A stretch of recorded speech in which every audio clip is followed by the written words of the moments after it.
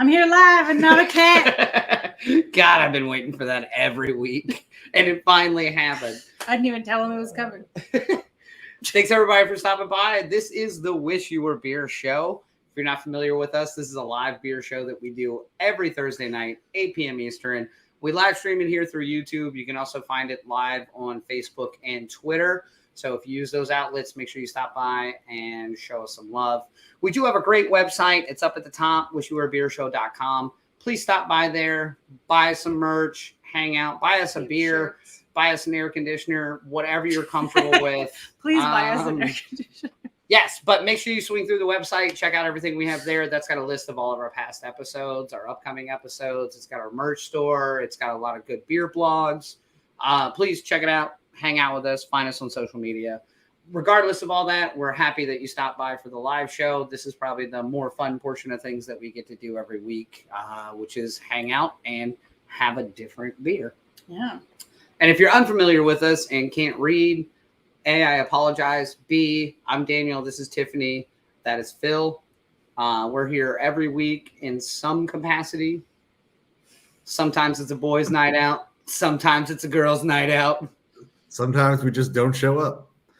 It's you just That's never. only been one for me, sir.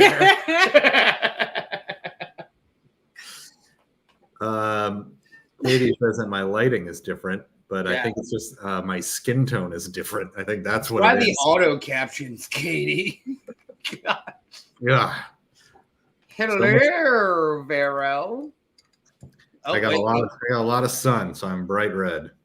Yeah, this is true. I thought the same thing, but I didn't want to bring it up in case it was like a lifestyle change and I didn't know about it. It's a little bit of two. A little bit of two.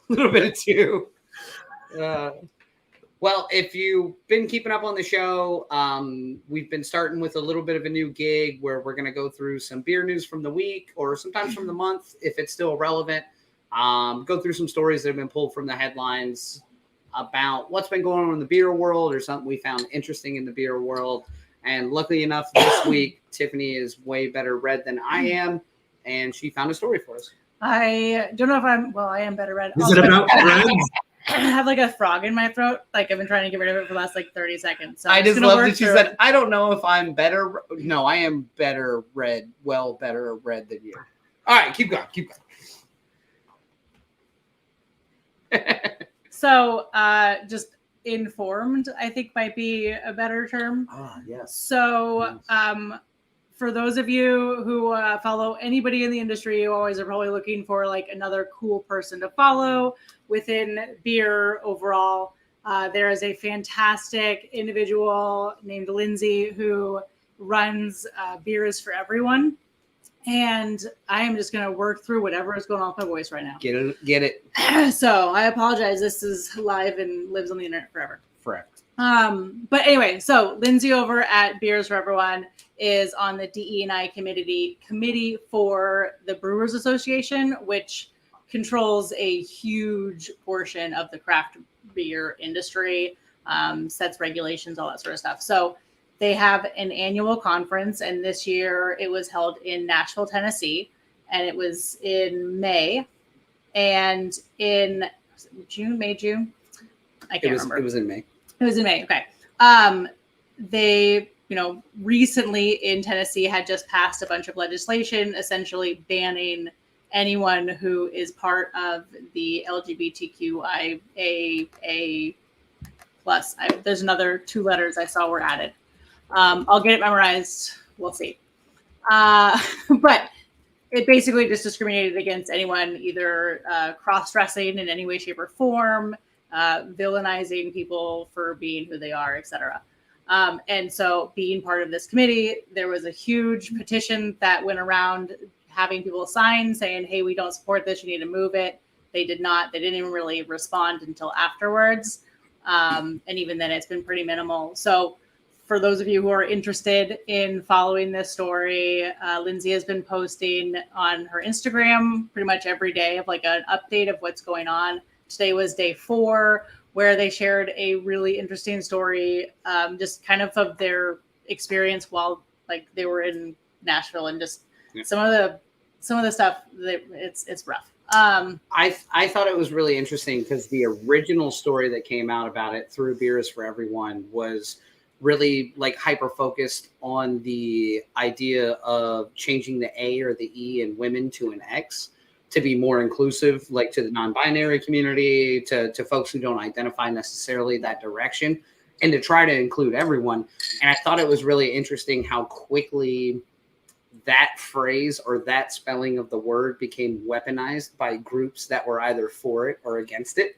Like as soon as it came out, there was a group who disagreed with everything about it, used that term to attack said group with the same terminology. And that's always crazy to me. Like we're creating a word or we're creating a culture where we're trying to include everyone, and it immediately sparks like a huge disassociation between all people, and they just start attacking each other. Yeah. We had a philosophical discussion about that earlier. Mm-hmm. But anyway, highly recommend reading about this and keeping up with it. The original story I also thought was interesting because she had a line in there talking about how the craft beer world is historically a white cisgendered male like community. And I guess I had never really thought about that because I'm a white cisgendered male. But you are? True story. So when I read it, I really started to think about it, and it's like, yeah, absolutely. Like historically, if you go into a brewery, it's a bunch of white beer bros. I understand that. I was like, but I always felt like beer was a pretty safe place. Like in my experience personally in the breweries we've been in, cisgendered no. I just think like the local breweries we've been involved with for a long time have historically always been a safe place. So I think I have this weird like microcosm of what I thought craft beer was. Well, yeah, we just don't go to the ones that don't feel like they're a safe place for everyone. So then when I read about it, I'm like, oh fuck, that sucks. Yeah. Like somebody didn't feel safe getting a fucking beer. Like, damn it. Yeah. How do we fix that? Just the mentality of the area, I think, is really part of the problem too. That's fair. Yeah. Especially after they've been emboldened by their state representatives, and Phil, taking them on. So you're relatively newer in the beer world, so to speak, than Tiffany or myself. Yeah. Have you been anywhere where you felt like they weren't establishing a safe place to go get a beer for anybody? Have you been to a brewery or a bar even that you just felt like, boy, there's 9 craft beers on tap, but this feels like a place I wouldn't want to be at? Yeah, I mean, I think I'm probably riding that same train that you're riding. I mean, I live in the privilege of the skin that I'm in. Sure. And, so I haven't really thought about it as much probably. But even as like a not like manly man, sometimes you go into a brewery and you're like, oh, this is weird. Like there's definitely, like where you go into one and some guy's just talking to you about beers, if you should know all these things, since I don't know that many things. I'm just like, can I just have a beer? Like, why are you attacking me? Can you just let me enjoy this fucking lager? You could be just mansplained about really dumb shit, because that happens to me at a lot of places, not the ones we know, obviously, where they're like, well, I mean, we have a seltzer. And I'm like, great. That's not what I'd like. Like, kudos to you. I'm glad that you've offered additional options for those who want that. And I think for me, it helps too that I've been living in New York City and Los Angeles. So it's like those have always been on the forefront of this sort of experience. So it's like I don't think I've experienced the way that I probably could if I was somewhere else. That makes sense. Yeah, and that's what I said. I think like this tiny little beer world that we have locally has somewhat shielded me from what's actually going on in the industry, good, bad, or ugly. So it's kind of interesting to read a story from the outside lines of what I'm normal and comfortable with and be like, good Lord.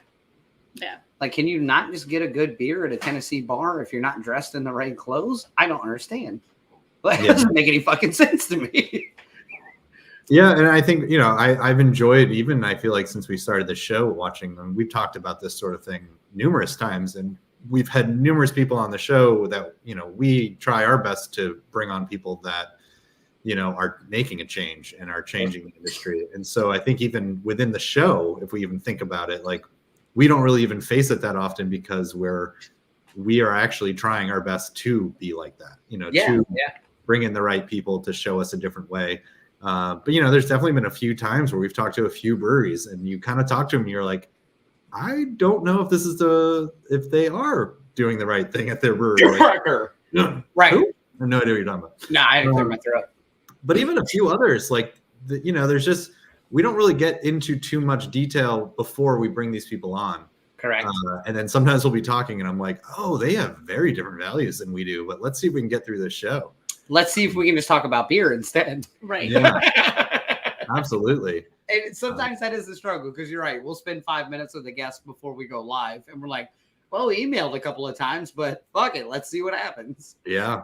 And, and I think, we have tried hard to not have that happen. But I think for me, even starting the show, it makes me look at breweries in a different way too. It's like, I'm not just going to go into any old brewery anymore and to get a beer. I'm going to look them up first and say you can kind of read the room when you walk in sometimes. And you can also just looking at their website, just seeing what kind of flags are hanging in their brewery, you can kind of get the idea right away.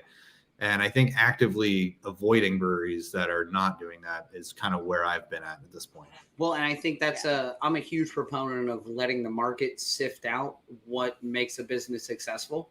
So if you're a brewery that subscribes to a certain idea that the industry doesn't agree with, you're going to get filtered out from a private business standpoint long before you're even able to make a good beer, which I'm excited about.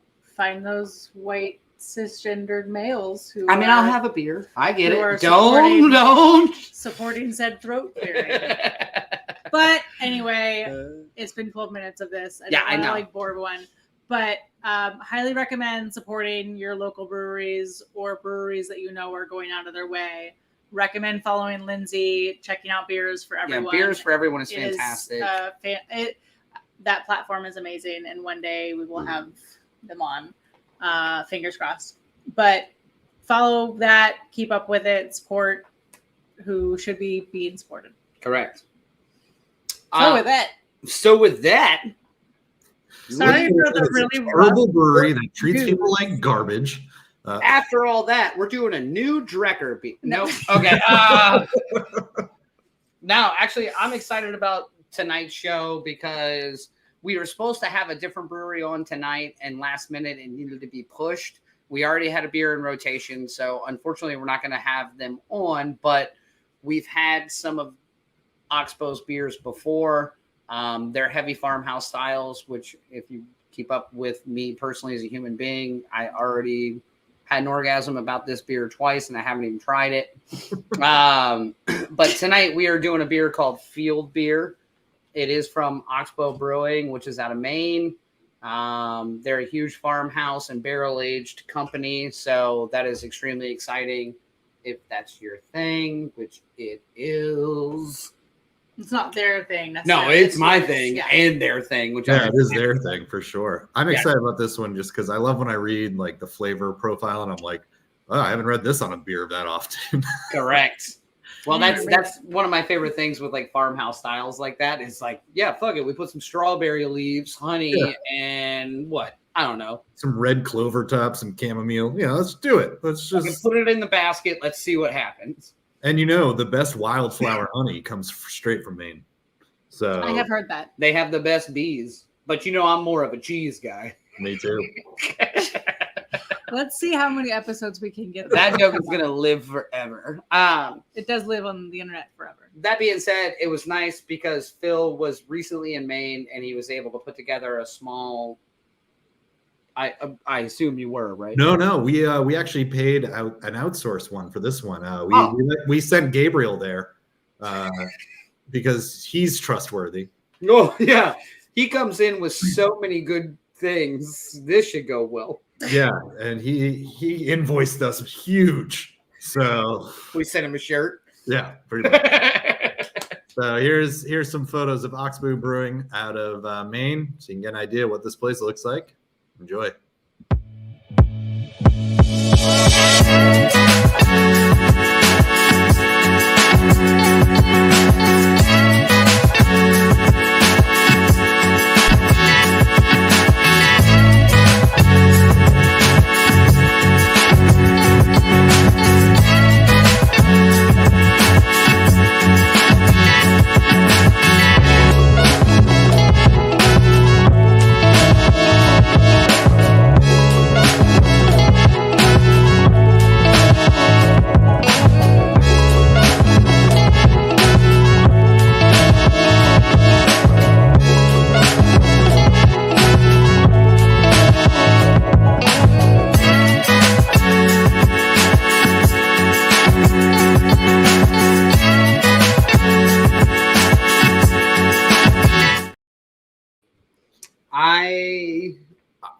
fucking love this brewery. I need to apologize if I woke up your baby with that music. I forgot to turn it down. She was a little loud, but I was going to let it ride. It was a sweet tune. Sweet tune. Now, I love, historically in the show, we spend a lot of time talking about can art, and I'm sure we'll talk about it a little bit later as well. But I love how American their can art within being a farmhouse style brewery. Well, they're like old Americana. But they like art. appeal. Like if you were walking by that can, you were like, oh, field beer, red, white, and blue. I'll throw this down the hatch. Some guy out there right now is cutting grass going, this is not what I thought it was. It tastes like a field. It tastes amazing, and you're welcome. I enjoy that brewery looked like a place that makes farmhouse ales. Mm-hmm. They just knew exactly what they were setting themselves up for. Yeah, and they have several locations. They have a great farm location where most of their stuff is sourced, which is really exciting. We've had one or two of their other beers already. I think you've had like 4 or 5. If I seen around, I mean, I had 4 or 5 of the same beers that night. I collected multiple farmhouse ales and gave you a giant beer box, and I think Farrell sent like 4 that she found. Yeah, I don't remember any of that. Because I was like, send amazing. All the farmhouses. Sounds amazing.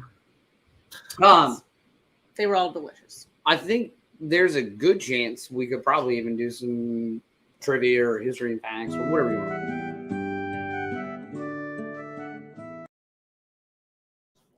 All right, so if you're unfamiliar with that show, that sound clip will never die and it lives forever. And fuck you, internet.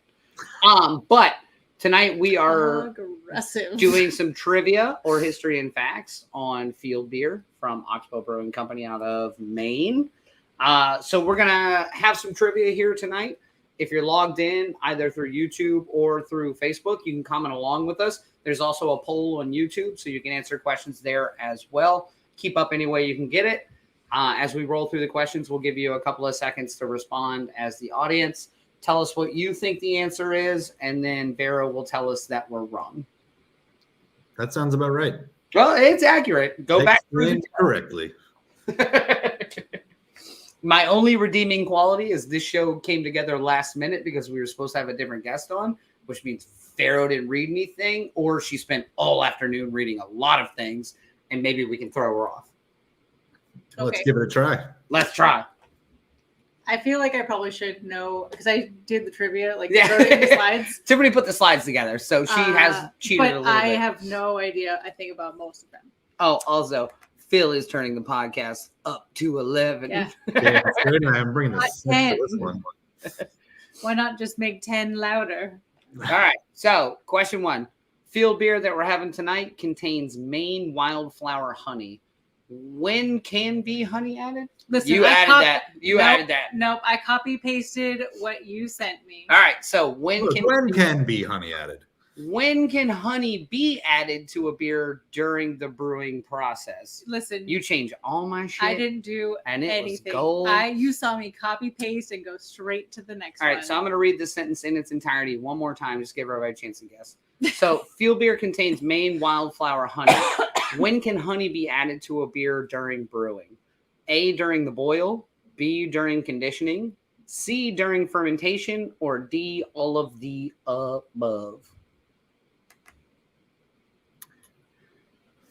I mean, can be, and you can add it whenever you feel like. I don't know if it's going to mess it up or not, but I mean, is it should be or can be?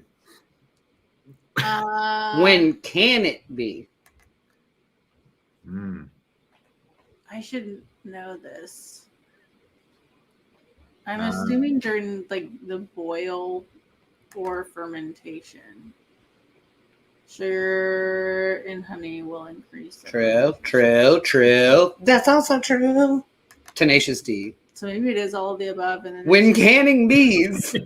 Well, you don't can cheese. No, I've been canning cheese for years. Although I do love some canned cheese. Not gonna lie. I refuse to eat that. I'll eat this shit. I know you will. Canned cheese and a Ritz cracker. Fuck you. I'm gonna go with all of the above, and then just obviously would change the recipe. Okay. I'm going to go with C, during fermentation. Okay. Katie just likes the continued B theme, really creating a buzz about the show. Oh, I hate you. So B. 50% of the people are saying C. Okay. No one thinks D. I went with D. Tiffany went with D. No one in the poll thinks D. You're not on the poll. Okay. And Phil, what did you say? Not currently. That's later on Friday. That's late night, Tiffany. We got to afford that AC somehow. God, you're telling me, man, those package units are not cheap. I got a pack. I said C. You said C? I did. All right. So the correct answer is, in fact, D. Woo! And Vero hit a portion of it correctly earlier. So depending on where you add honey into the brewing process, it is going to change the beer either on the aroma, on the flavor, sometimes on the alcohol content. So when you look at conditioning a beer, so when you're naturally adding Yeast? Nope. You're not what's the fucking term? I have no idea what you're talking about. You're not adding CO2 to it. You're letting the yeast do the work. Natural carbonation? Thank you. Carbonation. So when you're conditioning a bottle, you're letting it take on its carbonation naturally instead of forcing CO2 in it. So you can do that with yeast. You can do it with some adjuncts like honey. Honey will, in fact, change the alcohol percentage because it will continue to ferment. Like mead. Correct. Yeah. Because they're like wine levels. Yeah. So it's really interesting. So Oxbow is a big bottle conditioning plant. So most of their adjuncts go in after it's already fermented, and they let it continue to ferment, and they'll play around with different yeast to make that a higher fermentation process over the 2 weeks of the bottling or can conditioning. Or sometimes do it earlier, depending on what the adjuncts are. But you can add it in the boil. You can add it during the fermentation. Typically, when it goes in early in the stage, late in the stage, you got to cut it with water. You got to make it a different process. It's a little more difficult to work with. So if you cut it with water and throw it in the boil, you can change the boil a little bit. You'll get a way more aroma out of it, less honey taste. Doesn't fuck with the alcohol content. If you do it in the fermentation process, you don't have to cut it, but it could mess with the ABV and the final gravity of it. There's a lot of different placements to put it. You can put it in all of them. Oxbow historically does a lot of their stuff can and bottle conditioned. So most of it's going in after the fermentation process for them. Interesting. Thank you. Cool story, bro. Yeah, well, it's known fact that honey contains bacteria. Hey. That is not a known fact, man. Don't tell me what's known. I thought it contained bacteria. I had no idea it had bacteria as well. You're telling me that bees spitting up this You're shit? telling me bees are spitting bacteria? I just want Vero, you to know that Daniel did write that sentence exactly like that. I literally was copying and pasting. So take that for what it's fine. All right. So what designates a beer as a farmhouse ale? Is it the beer uses wild cultivated yeast? The beer is unfiltered. It contains grains and hops from Belgium and or France, or all of the above. Oh, yeah. Another all of the above. Yeah, that's my favorite. I think it's C. Gabriel, no one doubts you're a put it everywhere kind of guy. Oh, yeah.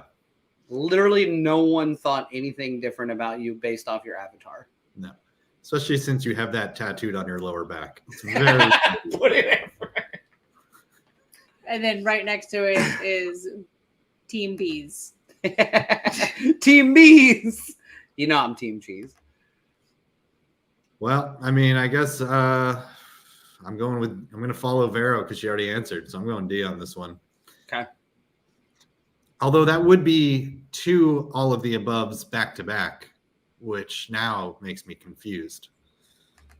Yeah, and Vero's going to add to your confusion. Oh.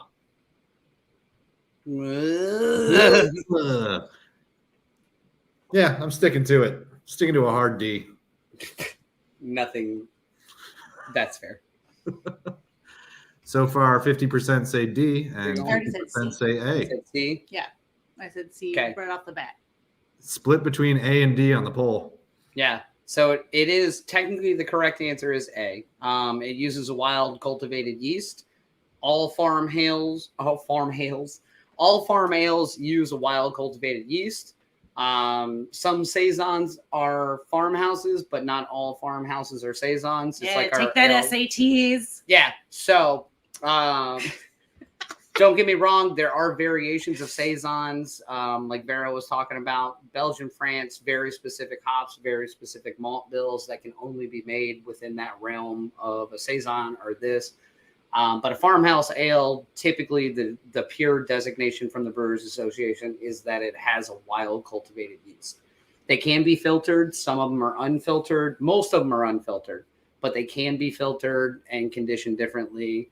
And it doesn't actually fuck with the style or change the style of the beer. So, can cheese be filtered? Cheese can be filtered. It's called a cheesecloth. Ah. I use them a lot for diarrhea. And then we wash them and put them right back in the kitchen. I literally have nothing. Oh, that is my favorite, sir. All right, so that's question 2 out of 4, which means. Ugh.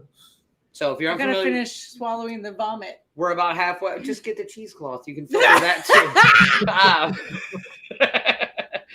So we're halfway through trivia, which means we're going to go ahead and crack this beer that we've been talking about tonight. We're having field beer. It's from Oxbow Brewing Company. It is a farmhouse ale. They're out of Maine. We're going to go ahead and drink this throughout the rest of trivia so that we can get a full round picture of the beer, get a chance to enjoy it, get through all the tasting notes before we rip it a new one. Already it popped very nicely. Yes, it did. Well, did you notice on the can, this one's very specific as well, which is weird for farmhouses, which is interesting to me, but it does tell you. Don't worry, I'll get where the hell was it? Oh, it may have been on the website, but it tells you to not drink fresh, but it gives you a time frame. Oh, it's right here. Drink within a year. Keep cool and enjoy within a year. Yep.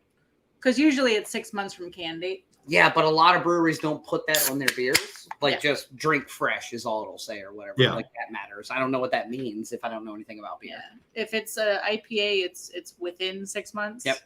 And then some beers, it's usually within a year. If they're bottled, I mean, you can let that shit sit. Yeah. For the most part. I just thought it was interesting they put it directly on the can because they want you to have the best variation of their beer, especially with a wild cultivated yeast. They're like, don't let this shit get funky. It's already funky. God, that's funky. Yeah, right. That's my fucking jam. But imagine 2 years from now. Oh, it's gonna be a shit show. Oh, we got a shirt for that. the saison that we brewed with Tradition. Oh, as it I'm familiar. Got kind of sat for a little bit longer and a little bit longer. It continued to get a little bit more complex flavor wise. It never was really funky. It got way better, man. It did. Right at the end of the last keg they had on it, it was good. Fucking amazing. It was so good. Yeah. But it will, like, the complexities within saisons, especially, they really start to come out after like 6 months. Smells like an Irish pub. Yes, please. I do love Irish pub. It does, yeah. Not wrong. All right, let's get into this next question. That's accurate. All right. True or false? Nice 50-50 instead of the complicated all of the aboves. Oxbow Brewing utilizes water from the Dyer River to brew with. Dyer River? The Dyer River is in Maine.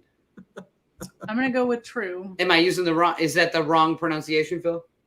No, I just sounded like something that you use your cheesecloth with.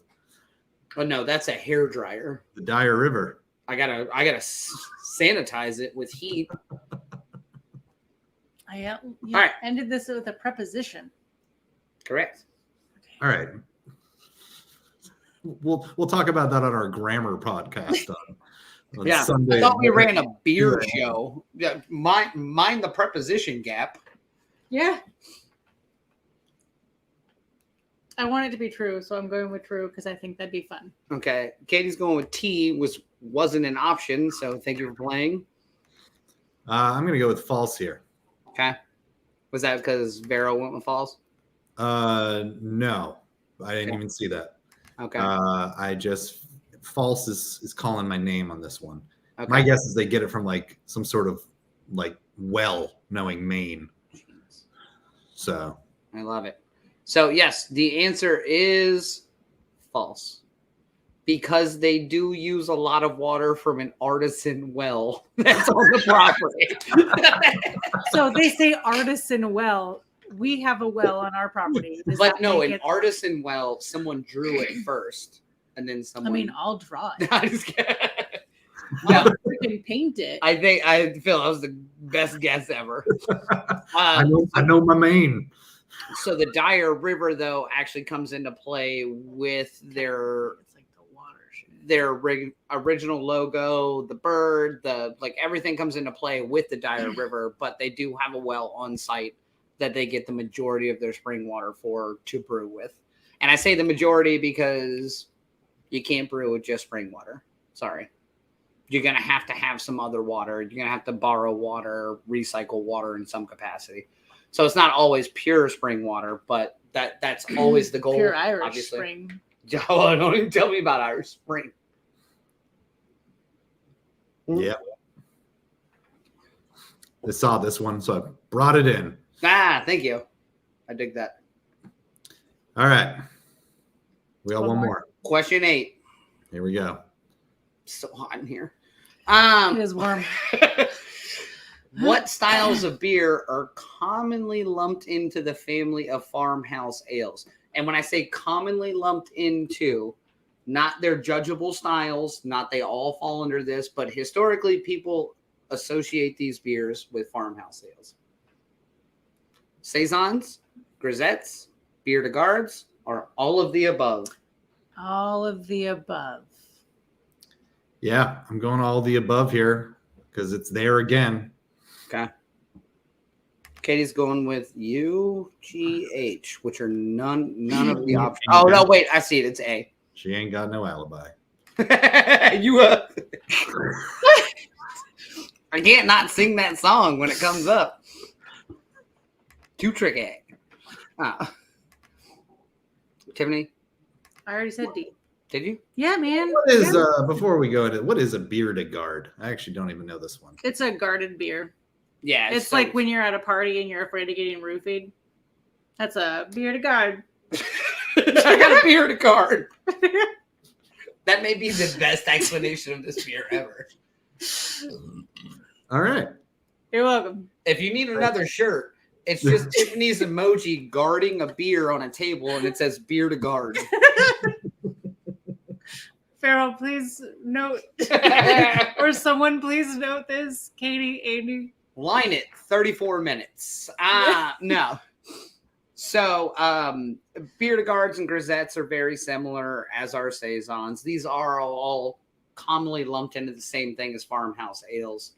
Grisettes and bière de gardes can actually be in a different category when it comes to judging. Yes. A little bit different makeup, but they are all wild yeast, typically conditioned in some capacity. A lot of these come into play with where they were originally brewed. So saison's a little more of like a broad term, but it goes back to France. Grisettes go back to a whole nother continent. It goes all over the place when you dig deep in the styles, which is why I said commonly lumped into, because if you really go down the history of all these individual beers, they do come from different places, but they're all farmhouse ales. Like they are all of the same vein. They're brewed very similarly. The history of one is very similar, but Speaking of saisons, we got a saison shirt. We do. dirty socks. I love this one. Fuck, I love that shirt. I forget about the shirts we have, actually. I know. We haven't brought up the shirts in a while. We need Yeah. to purchase like another whole. I got a lot to build. We got a lot to make. We'll get there. But dirty socks in a beer and it just says saison I'm gonna piss so many people off.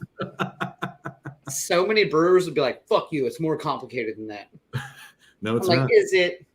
You're just throwing dirty socks in a beer. Great. Here's your wild yeast. I got some wild yeast. So do I. I've had an infection. I Oh, All right. have a That's it for sourdough trivia. that I created here. that is it for trivia. Yeah. Thank God. Let's talk about the beer. Let's review it.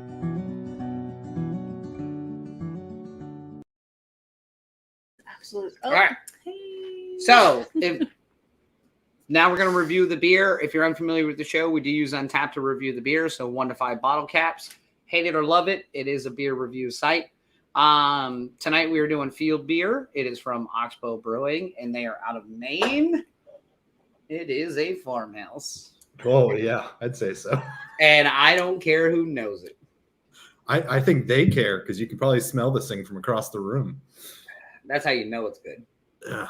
So, I mean, it smells like a farmhouse, but this is not nearly as funky as some of the beers that we've had. Yeah, it's very well this done. This is an extremely approachable but more complex. But you have, so I agree with y'all. You have to get over the smell of it. If this style is not in your wheelhouse, when you first go to smell it, it smells like you left a beer out and it went bad in some capacity, which is a weird thing with farmhouse and saisons in general. See, I think it smells kind of sweet. Well, that's the adjuncts. I understand, but like even some of the funkier ones, they still smell sweet, not necessarily a soured. Yeah, that's fair because they usually have like a lot of like white wine type noses on them, which is good. I think it smells like wet socks. God, I fucking love wet socks. I wish my wet socks smelled like this. Yeah, no doubt. I'm gonna sneeze. I mean, the smell is terrible. I'm not gonna lie to you. What? That smell bothers you? No, I mean, it's not that it bothred me. It's just a bad smell. Like I keep smelling it. I'm drinking it, but I'm like, oh man. When I first poured it, I was like, oh, like it smells terrible. So you're gonna be one of those. I don't normally drink farmhouse ales. 2 stars. Mm-mm. Oh, wait. Because it doesn't taste like it smells. Correct. And that's what Tiffany was just saying. Like the smell does not have the same. It's confusing that it smells the way it smells and tastes the way it tastes. So for me, that's why they're kind of fun. Yeah. So it's an experience. Farmhouse beers are always kind of weird because you always see a lot of these, secondary adjuncts. So this one has ales, herbs, honey. It was like conditioned on like strawberry leaves. Did you say ales? As in like I did. Yeah. I was reading and talking. It says farmhouse ale with. Right, I was reading it as I was talking. Thank you for bringing that up. But it's funny because like there's like strawberry leaves in this process. There's honey. There's all these things. Red clover tops. Right. I do smell the chamomile. Yep. Definitely a lot of chamomile. That's what that smell is. I get that as well. That smell. I do get a fair amount of honey. I don't get a whole lot of the strawberry, but I think that's where strawberry is just it's a wild leaf. But I think that's where some of the smell comes from on this beer for me. That's where the earthy flavor is. Yeah, no, I don't get a whole lot of earthy flavor in this. I get a tail end that is of like earthiness. Interesting. Like what is yarrow? Like I ate. What is another? So I thought isn't yarrow isn't a yellow flower, but it's like almost like a wheat looking thing.